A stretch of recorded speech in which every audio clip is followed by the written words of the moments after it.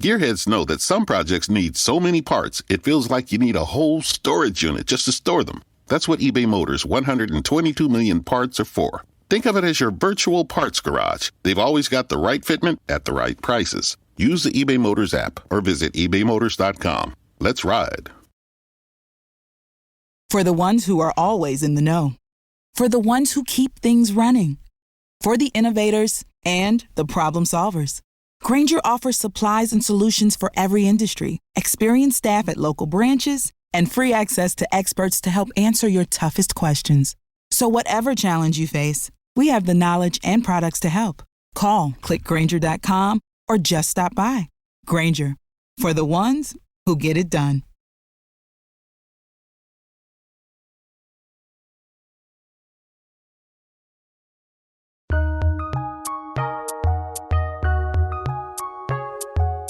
Welcome to the Fantasy NBA Today podcast.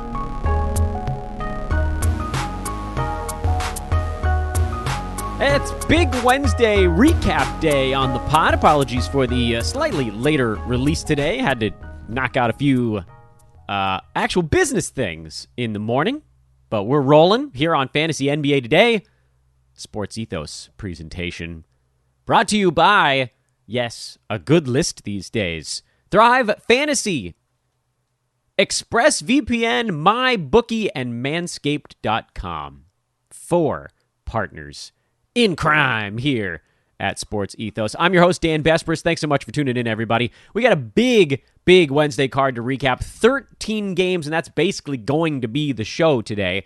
So settle back in wherever chair it is. You're jogging, I don't know.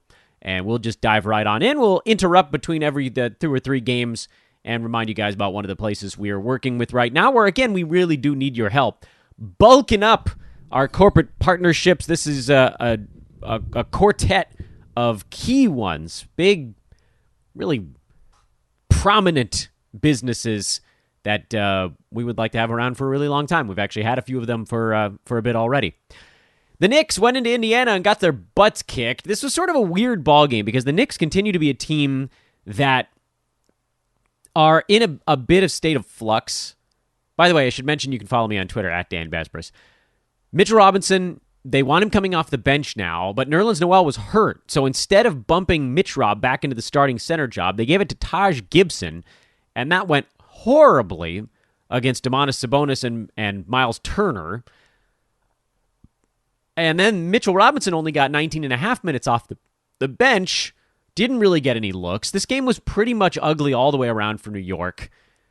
I don't want to make massive changes to what we were sitting on before, but if you remember, our previous position on most of these guys was Alec Burks, all systems go, in terms of the more up and down guys. Mitchell Robinson was a go for me. I know maybe it's worth mentioning here. I think Nerlens Noel on the Roto side is going to be a go.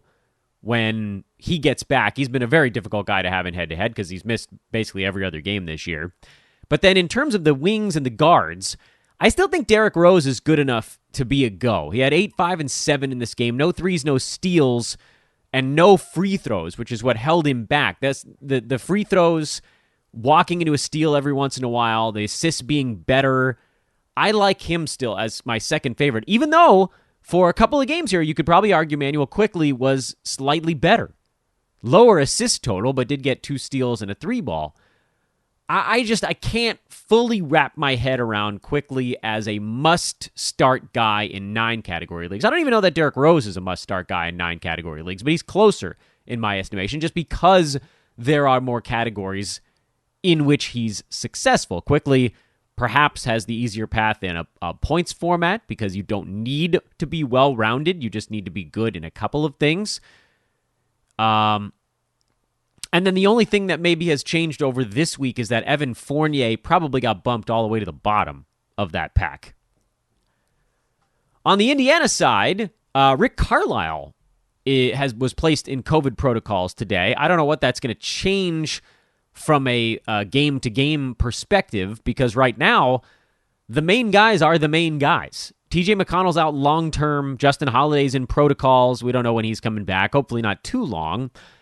When he does, that probably changes the makeup a little bit. It probably sends Chris Duarte back to the bench, although right now, Duarte is a must-start guy as the starting small forward. He's playing big minutes, he's getting steals, he's getting threes, even had a few assists in this ballgame. So he's very much a go at the moment. What I don't know is where he ends up after Justin Holiday comes back, because I do think that's kind of been his job. I don't know why Justin Holiday can't get steals this year, but maybe that starts to level off at some point. But Duarte needs to be on rosters right now because there is also a chance that this becomes kind of a streamer with benefits sort of situation. You don't want to be the guy that's like, well, he's going to lose this job, so why do I bother for the next few games? If the young guy, does he hold on to it? Indiana, of course, talking about all their guys being on the trade block, and then they played better for a couple of ball games. We don't know. There's a lot in flux with this team, so it's wise to have a young guy who's already playing relatively well. Wizards came back and beat the Pistons thanks to Daniel Gafford's 6-block ball game. He's done that a couple of times this year already, and he's number 86 in 9-cat right now. I mean, I don't know that most of this year could have gone a whole lot worse for him. He got off to that brutally slow start, but he's been much, much better over the last 3 or 4 weeks. In fact, I think even if you pull the whole month up, Gafford's in the 70s, and he's begun to sort of settle into that zone, but this is the important part. Last 2 weeks, top 30. There was a week in there where he was nearly a first-rounder. That is why you held on Gafford. Spencer Dinwiddie had a rare better ball game. I'm not changing my opinion on him being a guy I don't really want to start in most fantasy formats. Kyle Kuzma had a good one. Same story there. Don't care. KCP's actually been probably the most consistent player on the Wizards to this point. I got to make sure I get the numbers exactly right before I say it out loud. Pope is number 105 in 9-cat, and Bradley Beal is 89. Those guys are separated by a round and a half. Minimal when you consider the fact that you're talking like 8th, 9th rounders at that point. That's brutal. And Beal was bad again. 4 turnovers, 5 out of 8 free throw shooting, no 3-pointers, only 3 assists. I don't know when the hell Bradley Beal turned into a bad version of Devin Booker, but that's where we're at right now. I do still think that his value's bottomed out. So this is your buy moment. I'm seeing a lot of trade questions come across my Twitter screen that's like, hey, should I sell Beal for like Chris Middleton? Like, okay, things have gotten a little bit dire, but also it's data. These are data points we can use to say if this is what it's taking to get him. Chris Middleton's number 77. I saw someone that was like, could I go Tyrese Halliburton and Chris Middleton for Bradley Beal? Yeah, those guys are ranked higher than him right now. And I actually like Halliburton a lot. He's currently right on the edge. He's an early 4th rounder at the moment. So he's already beating his ADP by a round. And you saw from his game yesterday, he could even go higher than that. Still, none of those guys has the ceiling of Beal, who, despite all this messy stuff, is still taking 20 shots a ball game. His free throw number is dive bombing. He can't seem to put the ball in the bucket. And there's just a lot of things going weird for him right now. But it still feels like a buy opportunity. I know there's the whole, like, will he stay in Washington, blah, blah, blah. Well, they got to win. They needed one because they haven't been very good on the road. On the other side, Jeremy Grant, he's actually been really good lately. Frank Jackson had one of his weird explosion games, but who cares? Isaiah Stewart's been a little better last week, really. Last 3 or 4 games, he's been useful, thank goodness. Minutes have been trending up. I still like Kelly Olynyk, by the way, as the backup. There's going to be something there for him. There's almost definitely going to be something there for him. And then Cade Cunningham, very slowly kind of coming around. You knew what this one was going to be. The totals rank at the end of the year is going to be less impressive than what he's doing on a game-to-game basis the last, 5, 6, 7 weeks of the year. He's already doing some stuff. Detroit's got a fun little foundation. They got to figure out what they actually want to do with these players on a game-to-game basis because they're all over the map. Sadiq Bey, very much a drop. Second worst field goal percent guy in the NBA right now by volume. No, very few players. One, in fact, is hurting you more. And then Killian Hayes had looked like maybe a streamer level guy for a little bit, but that fell off the map. So, whatever. That's a big fat whatever. Gearheads know that some projects need so many parts, it feels like you need a whole storage unit just to store them. That's what eBay Motors' 122 million parts are for. Think of it as your virtual parts garage. They've always got the right fitment at the right prices. Use the eBay Motors app or visit ebaymotors.com. Let's ride. For the ones who are always in the know. For the ones who keep things running. For the innovators and the problem solvers. Grainger offers supplies and solutions for every industry, experienced staff at local branches, and free access to experts to help answer your toughest questions. So whatever challenge you face, we have the knowledge and products to help. Call, click Grainger.com, or just stop by. Grainger, for the ones who get it done. Philly beat Charlotte 110-106. I thought this game would be a little bit of an easier one for the 76ers, who kind of let Charlotte hang around, ended up beating them in overtime in that last ball game. Here, Philly played a little bit better, but shot a little bit worse. Joel Embiid in particular still had 32 points, but it took him many more tries to get there. Took 19 free throws, which of course you kind of knew was going to happen when the other team's centers are Nick Richards and PJ Washington. The fantasy notes from this game: Matisse Thybulle, 21 minutes. It's unfortunate to have to say this, but he's probably donezo.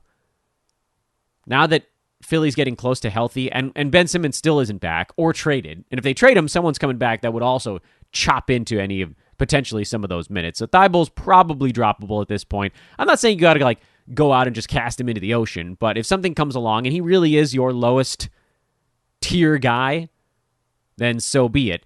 Danny Green is back. He seems healthy enough. He's himself not quite doing enough to be rostered, but he is doing enough to knock Thybulle off of the pedestal. And then on the Charlotte side, I was floored that we didn't get a good game from Cody Martin the previous one. He did it this time, and he's a guy you absolutely must stream until players start coming back for the Hornets. He's starting. He's playing maximum minutes. He was actually second on the team in minutes behind just Miles Bridges in this ballgame, and they're pretty much playing the entire game. They have no bench. The whole damn team is in COVID protocols. Many of them, I would assume, actually sick with it. But in the meantime, Gordon Hayward, Cody Martin, Kelly Oubre, Miles Bridges, generally PJ Washington, although I think we'll all be happy when he doesn't have to spend most of his playing time against Embiid. Those guys are crushing it. Trot him out there. Any format. I don't care what, the Cody Martin stream, that's roto, head-to-head, whatever. He's way above the cut line with the amount of minutes he has to play right now. Hey, our buddies over on the DFS side put out their first Thrive fantasy plays since our partnership began on today's DFS Today podcast. I would strongly suggest you guys go listen to the show so you can then go win with our pals at Thrive Fantasy. I'd love to know if some of you guys have signed up and how it's going for you so far. Again, working with just an excellent dude named Scott over there at Thrive to set up this partnership. Use coupon code ETHOS. I guess it's a promo code, not a coupon. When you sign up, that will unlock a 100% deposit match bonus up to $100. And if you deposit $10, that's it. You get 2 free NBA game tickets, meaning not actually to go to a game, but the $20 NBA entry tickets. That's the $5,000 guaranteed nightly contest. You can use it on that. You get 2 of those for depositing just $10. So put in $10. They'll match your $10 using promo code ETHOS. And you get 2 $20 entries. So you basically put $10 in, and you get $60 worth of entries. That's pretty sweet. A 5x bonus. I mean, it's 5x on top of the 10, so a total of 6x on your... I mean, that's a pretty damn good deal. ThriveFantasy.com. Prop up. Because the magic of what they do there on the DFS side is that you don't have to play the whole DFS card. You don't have to know 300 different players every night. It's the best players, the most impactful superstars. You're picking prop bets based on how you think the superstars are going to do on a given night. And if you guess the most of them right, hopefully it's more than a guess, you've done the research, you win a share of the prize money. Easy peasy. Take home some cash with our buddies at ThriveFantasy.com. Promo code is ETHOS. And I'll make sure to tweet out the link at some point later on today as well, so you can just get that from my Twitter feed, thrivefantasy.com, or the Thrive Fantasy app. Chicago at Cleveland. Derek Jones Jr. now into COVID protocol. So he was our fill-in option for the fill-in option for the fill-in option. And they're all down now. The Bulls signed Stanley Johnson. But at this point, I'm done exploring, with the exception of one eye on Troy Brown Jr. He played 27 minutes in the last ball game. He's a pretty well-rounded fantasy player. Not going to score very much, though. Not on this team.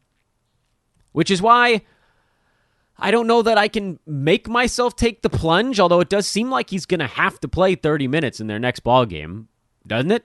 He'll get you a couple steals, get you a block, get you an assist, get you a couple rebounds. There's just not going to be anything that special about it. And without the special factor, maybe it plays more into the head-to-head type of stream where, you get it for a week or whatever it is. It'll be decent. You don't have to think too much about it. It might be better than the last guy in your roster. But Roto side, Games Cap side, I don't think I trust it to be over that sort of top 80 mark or whatever we're really gunning for. Cavs are really easy to handicap, so that's fun. We can pretty much just cruise right on by them on a 13-game card and save our breath. Oklahoma City beat Toronto 110-109 in Canada. So Kenrich Williams has had a couple good ball games in a row. I don't care. Darius Baisley had a good ball game. I don't care. These things are going to happen every once in a blue moon. Shai Gilgeous-Alexander's kind of the only startable player on that team. I know everybody's sitting on Josh Giddey and waiting for it to all come together. It might be a bit yet. He's still in the 150s. As you've seen, the field goal percent, the free throw percent, both very, very low. Such is the life of the rookie ball handler. And then I guess Lou Dort, he's been okay. He's been scoring a fair amount this year, which that's been pleasant. Yeah, he's in the 90s. All right, yeah, Lou Dort's a go. Shea, Dort, that's it. Toronto side, Gary Trent Jr. seems to have settled back in nicely. 24 points, couple of steals, so he's back to his old tricks. Chris Boucher got the start in this ball game with every other center on the shelf, effectively. Pascal Siakam ended up sliding up and playing some more center, but Boucher got 22 minutes, and if he sees that in any game, it's going to be a fantasy win. And it was here. 11 points, 7 boards, 3 for 3 at the foul line, 2 blocks. The only thing that was missing was a 3-ball, really. So we don't know. We don't know the status of the upcoming games here for Boucher. This is why he's pretty much not an option in head-to-head, because by the time you pick him up, he might be back on the bench playing 7 minutes again. But if everybody that was out for this ball game, Precious Achiuwa out, Khem Birch out, so on and so forth, OG still out, of course, if that continues and we find out Boucher is starting again, then in a games cap format, that actually makes him the most interesting play of all, because you can just yank him right out of your lineup at the last second if you need to, or drop him in at the last second. Doesn't cost you any weekly moves because it's Roto. Doesn't cost you a game played if you pull him out at the last second. And if they start him and you've got him, you might get a mid-20s minutes production where he just pops off, takes 2 or 3 more shots than this, gets a couple of assists and a 3-ball, and you end up with a top 50 kind of line in 24 minutes. This is why we took chances on Boucher in the 7th, 8th, 9th round on draft night, because this type of thing, when he gets these minutes, that's it. That's all it takes, is achievable. Unfortunately, he hasn't gotten those many minutes. He hasn't been close. So, yeah, falling on its face to be sure. But, again, Roto's standpoint, he's got to be right at sort of the edge of your fingertips in case it happens again. You do not want to miss it in Roto if this happens again. Miami beat Milwaukee 113-104. Call it South Beach flu on this one. Giannis was horrible. This might be the worst game he has all year. Just wrecking percentages, both of them. Drew Holiday's been great lately, though, so at least that's something. Bobby Portis rolling. Middleton's starting to come around a little bit. Grayson Allen, Pat Connaughton have fallen off. On the Miami side, first of all, Dwayne Dedmon only 13 minutes, 2 points, 9 rebounds, which, the rebounds are fine and all, but this was the fear with him. Miami doesn't have to play him at center. I know he's kind of the only real center on the roster. Sorry, Omer Yurtseven, but they went PJ Tucker at center. They played at the Houston mold. Just go small ball. Bobby Portis, he doesn't, you don't need a super tall center to deal with Portis. Strength will do just fine. That type of thing won't really work. We saw Miami, they had to play Dedmon 25, 30 minutes against someone like a Domantas Sabonis, or if they run into another big center.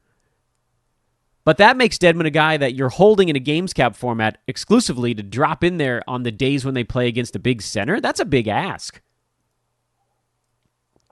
That's a big ask for you, monitoring your fantasy team and killing a roster spot with a guy you can't start every night. That even when he gets a few minutes, the upside isn't really all that intense. So in the meantime here, PJ Tucker actually seems like a relatively interesting flyer as a center that'll get you some threes, some steals, kind of a weird, again, a strange stat set. Caleb Martin had a huge ball game. My problem, of course, with the Heat is that Tyler Hero should be the guy getting all of that stuff, or Duncan Robinson should be the guy getting that stuff, but Miami's always going to go to a hot hand thing. That's how Spoelstra's been, and he's not about to change that now when both of his stars are out. By the way, remember when Tyler Hero was like number 65 and we said, take anyone inside the top 80? Well, he's number 110 now. His fantasy game looks an awful lot like Bradley Beal's this year. Houston beat Brooklyn. Nets were resting Kevin Durant and LaMarcus Aldridge, and this was sort of, they're kind of asking for it. Nets have played kind of poorly for like seemingly 3 out of the 4 quarters in almost every game that they have, and then it's like, all right, Harden, Durant, one of you guys just get nuts and win this ball game for us. And so when one of those guys is out and the other one isn't having a great ball game, they're doomed because there's no real depth on the Nets. The depth is wonky at best. James Johnson, DeAndre Bembry, Paul Millsap, Blake Griffin, Bruce Brown, Cam Thomas had 18 points in this game. I mean, this was bad. So I don't know. I mean, the more I look at it, the more I think the Nets really need something else. His name is probably Kyrie Irving, but I don't think he's coming around anytime soon. Regardless, this is a silly one. They were resting their guys, hoping they could kind of get away with it anyway. They didn't. Oh well. Onward and upward.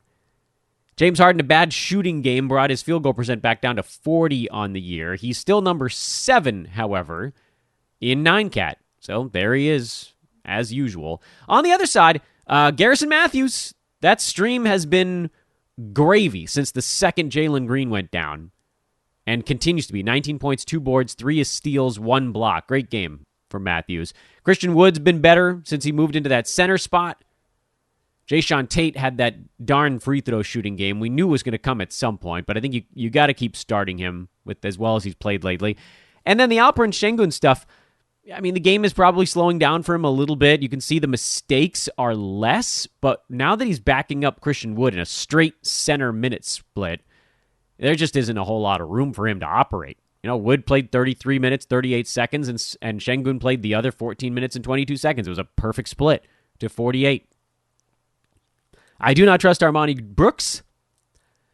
I don't even know who Josh Christopher is, but he made all 7 of his shots in yesterday's ball game. And then Eric Gordon had 21 points before getting ejected.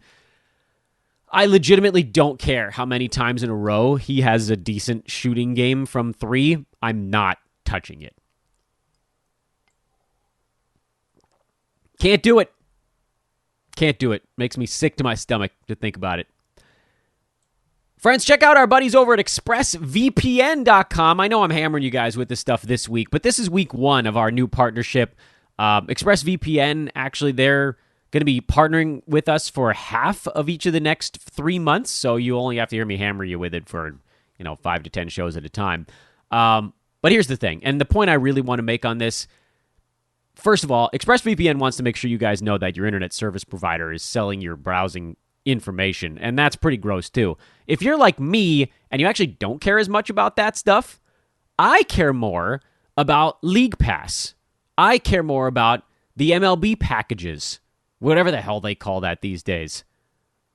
Where was the, I don't know. I forget what fun name that. Anyway, point is, When I lived in Bakersfield, which was a Dodgers territory, even though it's 110 miles from Dodger Stadium, I couldn't watch Dodger games on my League Pass. We had League Pass for the clubhouse, and they couldn't get the team that... Now, admittedly, the players didn't want to watch it because, they were Mariners farmhands and Reds farmhands and things like that, but I did when they weren't there. I wanted to throw the Dodger game on, or like on my computer in the office.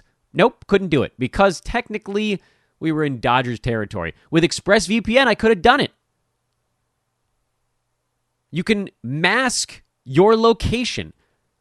And I don't feel like this is somehow a weird thing to do because you're paying for it. And it's like, oh, well, you could just watch it. No, because guess what? Spectrum didn't cover the ballpark. So you couldn't get their station at the stadium, and you couldn't get it on your computer because of blackout rules. That's BS, man. And I know a lot of you people in the country are dealing with that same stuff where you live near to a big city that gets the team, but you can't get it because you don't have the right cable provider, but you're paying for League Pass, so you want to watch your damn team, and the only time you get to see them was when they have a national game like once every 4 weeks. That is idiotic and not fair. Get expressvpn.com/hoopball. Yep, remember, it's the old code there. And get 15 months for the price of 12 on your ExpressVPN subscription. It's very easy. You download the software, you turn it on with one click, and then nobody knows what the hell you're doing. Get your privacy back with expressvpn.com/hoopball. 3 bonus months. Thanks, guys. Fun to work with those dudes again. I know a number of you were actually waiting until we got that coupon code back so that you could sign up for this season of League Pass. Well, now we've got it. Now you can do it. Denver beat New Orleans in overtime, 120-114. Nikola Jokic, 39, 11, and 11. That is a sizable performance, although he did miss a bunch of free throws. Something weird going on there. Monte Morris has actually been decent. I still think he's more streamer than anything else. Jeff Green has been decent lately. He's also kind of more in the streamer mold, although he's pushing to get above that mark. It doesn't really look like anybody's coming for his minutes anytime soon either. Played 36 here. Looks like he's going to be above 30. Problem is usage for Jeff. So he's going to have to find a way. It's going to have to be field goal percent, threes, some defensive stats mixed in. He's close, though. Right now, he probably falls more into the streamer mold, but I actually picked him up as a stream in one league, and I'm thinking I might just hang on. There are so many greens. You got to make sure you're looking at the right one. JaMychal and Jeff on the same team. Jeff Green on the year is ranked 224 in 25 minutes per ball game, which is a shame. But as things have leveled off a little bit over the last month, in 29 minutes per game, he's number 130. And that's a number that could be a tiny bit higher if the steals and blocks weren't at 1.2 or if the rebounds were more like 5 or 6 instead of 4. I don't know how we get to that point. He might not ever get to that point, but it does put him awfully damn close. I know it's weird to say this, but I think I'd rather have Jeff Green than Monte Morris because there's a chance he pops off, and with Morris, it just doesn't seem like he wants to. I know that's dumb. That's sort of a dumb thing to say. He obviously wants to, but he's number 150, and he has all the opportunity in the world. He's just not doing anything with it. Every once in a while, he has an efficient game, or he's usually efficient, but every once in a while, he has a game where he takes like 11 shots instead of 7. You're like, oh, maybe this is... No. Kira Lewis on the New Orleans side blew out his knee. He's done for the year, so that sucks. Not that he was a difference maker, but you just hate to see anybody get hurt. The real news on that side, not that Herb Jones had a big ball game. That was cool, but we've seen enough of his starts now to know it's not going to happen every night. Josh Hart, back, playing huge minutes, nearly triple-double. Did have 6 turnovers and fouled out in 42 and a half minutes, but 12, 8, and 8 with a three-pointer. You damn sure take that. You absolutely take that. So get Josh Hart back into your lineups. Fire it up. Utah smothered Minnesota. Donovan Mitchell had 36 as he continues his dream season. Donovan Mitchell, number 12 now in 9 category leagues. First rounder. How the bleep did that happen? I still think LeBron James might fall out of that first round if the free throw number does come back down towards 70, although if it hangs at 75, he'll stay in the first round. because that's always the thing that drags him down. DeJounte Murray's number 11. Paul George, Chris Paul. Or if you put him on Wheel of Fortune, Chris Paul George fell out of the first round. They're 15 and 16 right now. DeMar DeRozan also fell out of the first round. He's 14, so that opened up a few more spots. Murray and Mitchell were the guys that climbed in. Trae Young is close. That's the weird thing about this year. So many guys fell back that if you're one of the rare players who took a step forward, LaMelo Ball, big step forward. DeJounte Murray, big step forward. Trae Young took a big step forward this year. He looks more like the Trae Young from 2 years ago. Now, I mean, part of that is that all of his wings are hurt, but all you had to do was maintain and you could climb a little bit, but if you actually got better, then you're way up the board. Meanwhile, by the way, Giannis, 23 now. He's really fallen off. That free throw stroke in particular, hurting. Although, you don't have him unless you're punting there, so sort of a disingenuous discussion to have. What a weird thing. All these guys that just needed to do the same to climb the board because so many folks forgot how to shoot. Look at Jared Allen.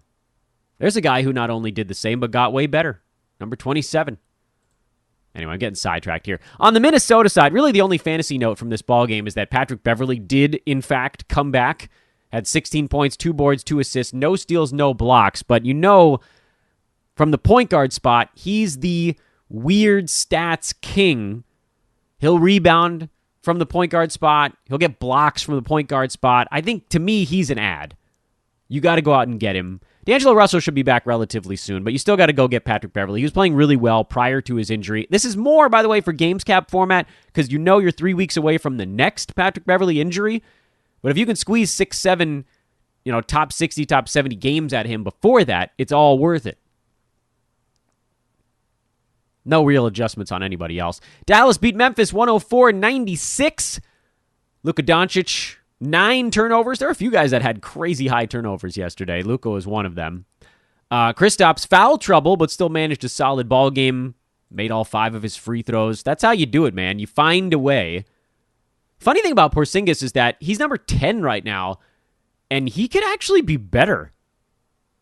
If his blocks go from 1.5 and creep up a little bit, I mean, maybe they won't, they might not, but if that goes to like 1.7, he ends up as the number 9 or number 8 guy. That's how close he is, because that's a stat that moves players and rankings real fast.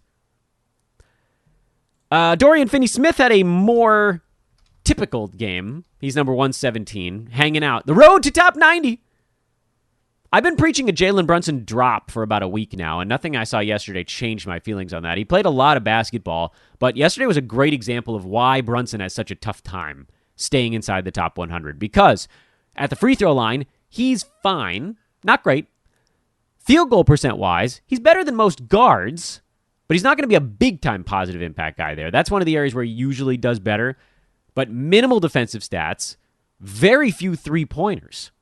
So you get this weird kind of mishmash of stats from a point guard type player that doesn't really make sense. It's like if you took Derrick Rose, but then tweaked down the free throw percent. Why would I want that guy when I could just go have Derrick Rose instead? On the Memphis side, this is just a weird offensive game where they weren't very good. They weren't very good on offense. Jaren Jackson Jr. was good enough compared to the rest of them. He actually had a pretty good ball game. 26 and 7, couple of blocks. I don't want to complain about JJJ because you guys know I've been digging on him pretty hard this year. End of the third round value right now. So he's beating his ADP already. And he's another guy I feel could probably go higher. His minutes are only at 27 this year. This was 33 yesterday, but looks like they're kind of easing him into higher minutes. D'Anthony Melton, yes, he continues to be a start while Ja Morant is out. I don't think he will be when Ja comes back. Tyus Jones, same story. He's a start while Ja is out. Probably won't be when he comes back. And that's about it on the Memphis side. Steven Adams had a couple of good ball games, but we didn't buy into it. And that looks like it's probably the correct answer to that question. Sacramento and Orlando was a fun one. 272 combined points in regulation. Holy shamoly. I mean, we're talking about like 120 possessions on both sides of this game. That's pretty awesome. And, not surprisingly, it led to a few of the best fantasy lines on the night. Let's start with the good news, because there was some bad news in this game as well. But we'll start with the good news. And honestly, this maybe should have been the game we started with, because I feel like this game might have had the most actionable piece of information on the evening. And we'll start with that. And it's Terence Davis, who once again pretty much took Buddy Hield's lunch money. And I know a lot of times you say that when it's players on opposing teams. They're on the same team. But the point I'm trying to make here is that right now, Terence Davis is Buddy Hield, but making better decisions and seemingly faster on defense. Now, the fact that Hield was horrible in this game certainly contributed to Terence Davis having another solid ball game. But at the same time, TD's starting, so that's key component number one. Two, we've known Buddy Hield has kind of been on the outs for 2 years in Sacramento. That's not about to change overnight. And even after a coaching change now, he's still not really getting...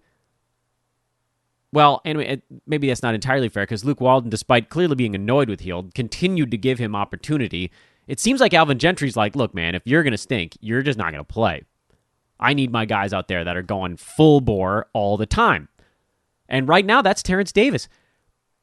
At the beginning of this week, I said I needed to see more before I could make a decision. I needed to see Harrison Barnes come back and see what the lineups looked like. What did the rotations do? Well, Barnes came back. Mo Harkless was healthy, and he just didn't even play.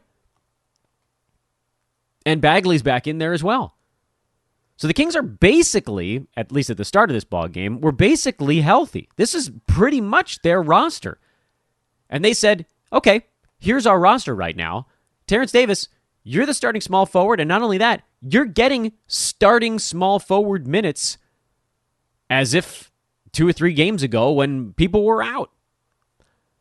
Harrison Barnes came back and looked pretty good, by the way. He and Terence Davis had almost the exact same fantasy lines in one of the truly weird occurrences of the evening. Both had 16, 5, and 3 with 2 3-pointers. Davis had a block. Barnes had a steal. Davis made 1 extra field goal. Barnes made 2 extra free throws to get there. Barnes did not have a turnover. It's pretty weird, by the way, that those guys had the exact same line. But the point is, Barnes came back, and he took his minutes from whoever. No one like strictly 1-to-1. But what happened is that it didn't really impact the Terence Davis minutes in a way that I thought it might. I thought they'd push bodies down the board a little bit. Buddy Hield would play maybe a little bit more. And instead of he and Terence Davis perhaps coexisting, now you have Barnes mixed in. Well, Hield got 17 and a half minutes. His role just keeps shrinking. Davion Mitchell was actually really good in his 24 minutes, but I don't think they want to turn him completely loose yet. Darren Fox has been playing better. Tyrese Halliburton had the line of the night. Efficient, double-double with 5 threes and 5 defensive stats. Woo! And the Kings put up a $142. They didn't guard anyone, so there was still that problem. But Alvin Gentry, in full effect right here, go score 5,000 points because the other guy's only going to score 4,900. I think Terence Davis is an ad in all formats if you weren't streaming him already, because there is now an avenue for this dude to have rest of season appeal. He's my favorite thing that came out of yesterday's 13-game card. He might fall on his face. We might see Buddy Hield get popped back in there if he gets hot. I'm not sure Buddy Hield is on this team in 2 months. So there is kind of a long game here to play with Davis as well. I think you add him anywhere you can and ride it out. Nothing new on the Magic side. Wendell Carter Jr., Franz Wagner, Mo Bamba, Cole Anthony. Wagner's been better lately. When he's been better, you start him. He's been riding hot and cold. And then Gary Harris has settled into a very nice stream-level appeal. Not roto. That's head-to-head level streaming. Because he's not going top 75 on a per-game basis. He'll go top 100 for stretches. He'll get you a top 90 line every once in a while. Maybe one game you might catch him on a great night where he goes top 75 for a night. But most of the time, it's going to be in that like 115, 120 range, and that's pretty good if they've got a back-to-back or a 3 and 4 or a 4 and 6 or whatever it happens to be, and you need some threes and steals. Down to the last two games on the card. At long last, the Portland Trailblazers Zombie Mode Edition lost in Golden State in a game that frankly was closer than I think anybody figured it would be. They covered, so that tells you that it was close enough. Dennis Smith Jr., we talked about, there's very much a linear thing happening in Portland. First of all, we heard that Dame might be back by the end of the weekend, so all of this could mean nothing. Anthony Simons was a game-time decision for this one, so he might be back by the weekend. Okay, take that all with a grain of salt. Nas Little had a calf issue. We don't know if that's going to keep him out for longer than just the rest of this ball game, so pay attention to that. CJ McCollum and his collapsed lung, in speaking to some doctor friends, that could be anywhere from 2 weeks to a couple of months, so it really does depend on how his body responds. 2 previous times we've heard of NBA players experience this, and they were each back. They were back in about 3 weeks. So McCollum, if things go right, might not be out all that long. So I wouldn't start completely reassessing things. But of course, there's the trade rumors as well. We've heard the McCollum trade rumors. Dame is getting asked about his stuff again. It's all in the air in Portland. Things are a mess out that way. But in the very near term, if Dame and Simons are out, you start Dennis Smith Jr. in any format. Probably makes more sense in games cap because then you could dump him if you have to. As soon as Simons comes back, you start him. And once Dame comes back, he takes the place. So it's very much this linear thing. If Dame is there, the other two guys don't matter. If Simons is there and Dame is not, Dennis Smith Jr. goes off the board. And it's only when both of the main two guys, Dame and then Simons, are out, that Dennis Smith Jr. gets the bump. But it's a big bump because he floats into every point guard minute available. So you can start DSJ as long as Simons and Dame are out. You can start Covington, who had foul trouble, but he was, serviceable for a night. Norman Powell should be better than this. He had some efficiency issues, but look, if you told me a guy's going to take 23 shots, and then you told me he's generally like a 45 to 50% shooter, I'm going to start him. And Nurk should generally be a little bit better. He fouled out in 28 minutes here. And finally, Boston and the Clippers. Jason Tatum, another better ball game. He continues to slowly work his way up the board. Tatum number 29 now. Every game, he climbs about 4 spots. He's going to be a first rounder before we know it. Over the last month, he's number 15. Which, by the way, that would have been fine if that's just where he's been the whole year. And even that, over the month, he's only shot 42.5%. So it could still be significantly better than that. I have no fears on Jason Tatum. Marcus Smart, he continues to put up good numbers. Not a whole lot more to say on him. We bought low when he was at like 115, and now he's at 62. Cool. Dennis Schroeder, good fill-in when Jaylen Brown is out. Not useful when he's in. And then Josh Richardson had a weirdly productive game, but, if a tree falls in the forest kind of thing. On the Clippers side, Brandon Boston went crazy big with Paul George taking the night off. No, I don't think we can expect that to happen again. Ivica Zubac's double-doubled with 4 blocks. He continues to hang on to value. Played 32 minutes here. That's a really good sign for him. Serge Ibaka just got a DNP. No reason given. Reggie Jackson continues to be one of the worst field goal percent guys in the NBA. Marcus Morris has been decent lately. 16 shots. We already talked about. If he gets 12, he's a fantasy value. That's always his threshold because everything for him is hitting 3-pointers and scoring points. You need shots to get there. 12 shots per game has generally been his marker. And he's pretty close. I'm not sure I believe that this is something that's going to last all year, but right on the borderline. At the very least, he's more than streamable. And then Nick Batum came back, turned his ankle, has no conditioning at all. Like you could see, he was not moving well in this ball game. I'm holding there just until he gets his wind back to at least see what's up because, look, they're just a better team when he's healthy and on the floor. I don't think he's just completely going to lose his job because of his Achilles and COVID, if the Achilles and foot and all that, if he actually gets better.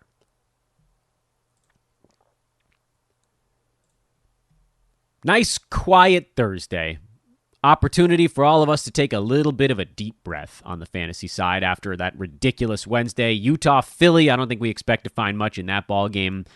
Lakers, Grizzlies, there probably won't be a whole lot there. Denver's interesting. The Jeff Green stuff. Is there some lasting thing there? Well, I'm curious actually what the Lakers look like. Can they take what they did against Boston out on the road? Memphis doesn't play terrific defense, so Lakers should be able to attack the rim a bit. Can they defend on the other side?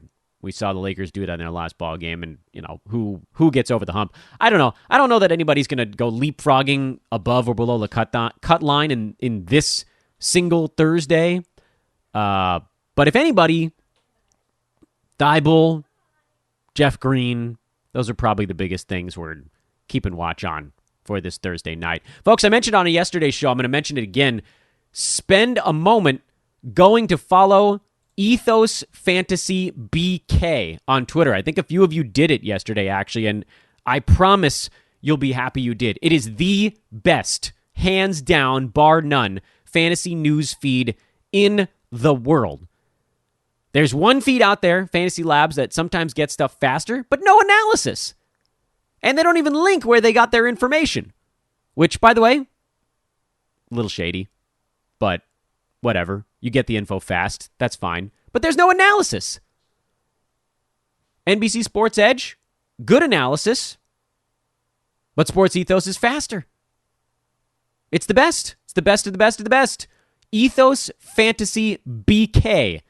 Follow it now. And shout out once again to our partners at manscaped.com and mybookie.ag. Coupon codes there for Manscaped is hoopball20 to get 20% off and free shipping on your order. And at MyBookie, it is just hoopball. They have an odds boost going on for Thursday Night Football tonight. I don't know enough about it to tell you whether or not to do the thing, but it has something to do with the quarterbacks hitting yardage markers, and the boost being that I think it was like a plus 140 payout that got bumped up to plus 200. So technically it is now shifted in our favor. It only needs to hit 1 out of every 3 times long term, but of course we're worried about it hitting short term. Go talk to a football person if you want to know. I also put out a tweet on the socials today looking for recruits. Yes, we are looking for recruits. If you want to bust into the fantasy industry, this is your time. Hit me up on Twitter at Dan Bespris or email.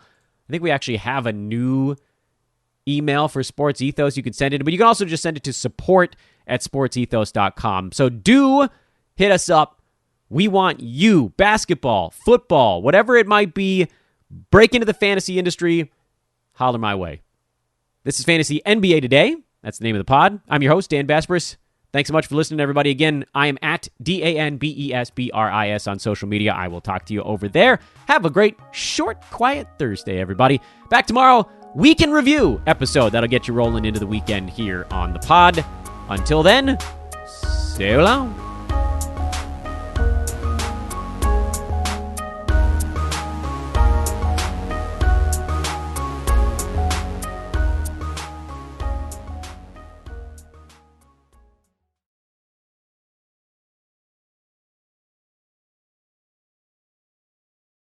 It takes a lot of ingredients to fix or build a car, like cooking, but without the frozen dinner easy way out. eBay Motors has 122 million parts. It's always the right fitment, so you can follow any recipe to a T. Whether it's a vintage Italian coupe that's classic like Grandma's meatballs, or a German luxury car that's as complicated as Oma's rouladen. To cook up something great in the garage, use the eBay Motors app or visit ebaymotors.com. Let's ride. For the ones who are always in the know. For the ones who keep things running. For the innovators and the problem solvers. Grainger offers supplies and solutions for every industry, experienced staff at local branches, and free access to experts to help answer your toughest questions. So whatever challenge you face, we have the knowledge and products to help. Call, clickgrainger.com, or just stop by. Grainger, for the ones who get it done.